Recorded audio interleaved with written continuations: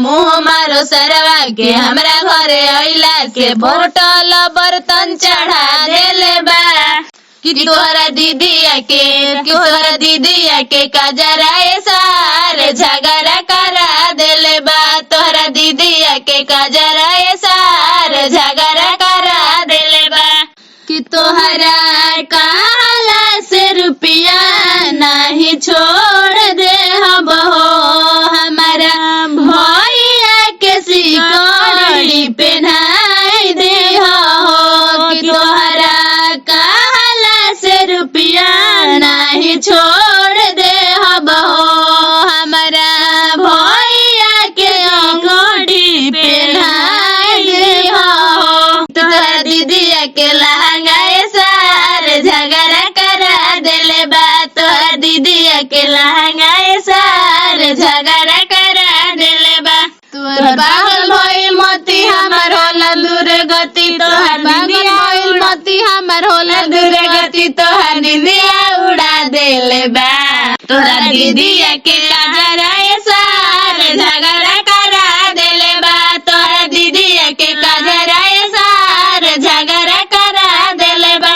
Chorio स्कूलिया में जाली पढ़ाई हो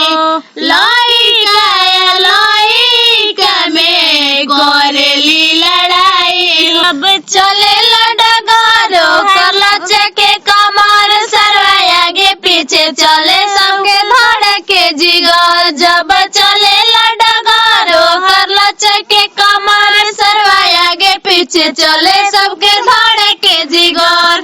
कूलर फ्रिज पुरान लाइल बा कूलर फ्रिज पुरान लाइल बा सरवा आंगन में आके बवाल करेला सरवा आंगन में आके बवाल करेला। चंदावा से गोर बड़े भैया हमार चंदावा से गोर बड़े भैया हमार आंगन में लाइल बड़े ललरन पुरान आंगन में लाइल बड़े ललरन पुरान चंदावा से गोर बड़े भैया हमार चंदावा से गोर बड़े भैया हमार आंगन में लाइल बड़े लरवा पुरान आंगन में लाइल बकुलरवा पुरान। हमारा ही भैया से प्यार मिलेला हमारा ही भैया से प्यार मिलेला हमरा आंगन में सारे बकलोल आइल बा हमरा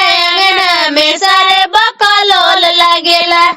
अपने दीदिया से रोज करेला लफड़ा अपन दीदिया से रोज करेला लफड़ा पहनली फैशनदार जलीदार कपड़ा पहनली फैशनदार जलीदार कपड़ा आंगन में सी पुरान लाइल बा हमरा आंगन में कूलर पुरान लाइल बा हमरा आंगन में सिकड़ी पुरान लाइल बा।